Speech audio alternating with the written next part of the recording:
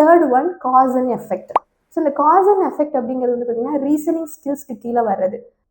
For example இந்த cause and effect நம்ம எங்கெங்கே யூஸ் பண்ணுறோன்னு பார்த்தீங்கன்னா, இதை சொல்லு, அதை சொல்லு, அது சொன்னினா தான் நான் தருவேன், இதை நீ கேட்டினா தான் அதை நான் தருவேன் அப்படிங்கிறத நம்ம வந்து நம்மளை அறியாமையே பேசுறதுக்கு தான் நம்ம வந்து யூஸ் பண்ணுறோம் இல்லை. குழந்தை வந்து தானாக கேட்கணும் அப்படிங்கிறதுக்காக நம்மளை அறியாமையே நம்மளே ஃபோர்ஸ் பண்ணிடுறோம்.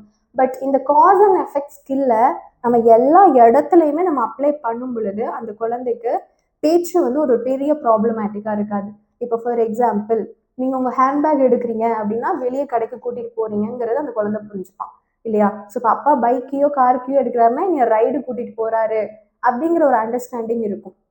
இப்போ நீங்கள் கிச்சன் ஃப்ரிட்ஜ் டோரை ஓப்பன் பண்ணுறீங்கன்னா, நீங்கள் ஃப்ரூட்ஸ் தரீங்க இல்லை உங்கள் குழந்தைக்கு நீங்கள் சாக்லேட் கொடுக்குறீங்க அப்படின்னா மேபி அம்மா எனக்கு அதை எடுத்து கொடுப்பாங்கங்கிற ஒரு ஆன்டிசிபேஷன், ஒரு எதிர்பார்ப்புங்கிறது கிரியேட் ஆகும் இல்லைங்களா? ஸோ அந்த மாதிரி தான் இந்த காஸ் அண்ட் எஃபெக்டை வந்து நீங்கள் பேச்சில் மட்டும் நீ இதை பண்ணுனா அதை செய்வேன், நீ அதை சொல்லு, இதை பண்ணுன்னு வந்து நம்ம பிரைப் பண்ணாமல் மற்ற எல்லா விஷயங்கள்லையுமே வந்து நீங்கள் டீச் பண்ணுறீங்க அப்படின்னா கண்டிப்பாக பேச்சிலையுமே வந்து ஒரு ஸ்ட்ரெஸ் ஃப்ரீயான ஒரு லேர்னிங்கிறது வந்து க்ரியேட் ஆகும். இது ஒரு பேசிக்கான ஒரு ஃபண்டமெண்டலான ஒரு விஷயம் தான். பட் இதை நீங்கள் வந்து உங்களுடைய என்விரான்மெண்ட்டில் டெய்லி கம்யூனிகேஷன் ரொட்டீனில் இதை நீங்கள் அப்ளை பண்ணும் பொழுது உங்கள் குழந்தைக்கும் சரி உங்களுக்கும் சரி அது ஏதோ நம்ம வந்து ஒரு ஃபோர்ஸ்ஃபுல்லாக டீச்சிங் மாதிரி இருக்காது. நேச்சுரலான லேர்னிங் அப்படிங்கிறது உங்கள் குழந்தைக்கும் கிடைக்கும். நம்ம வந்து ரொம்ப எஃபோர்ட் எடுத்து பண்ணுறோம் அப்படிங்கிற ஒரு ஃபீல் உங்களுக்கும் குறையும்.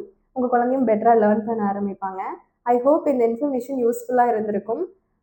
இதை அப்ளை பண்ணி பார்த்துட்டு எனக்கு நீங்கள் அப்டேட் கொடுங்க. கம்யூனிகேஷன் ரிலேட்டடாக உங்களுக்கு ஏதாவது இன்னும் ஹெல்ப் தேவைப்படுது அப்படின்னா எனக்கு அதில் நீங்கள் கமெண்ட்ஸில் சொல்லுங்கள். அது ரிலேட்டடாக நம்ம அடுத்த வீடியோஸ் க்ரியேட் பண்ணலாம்.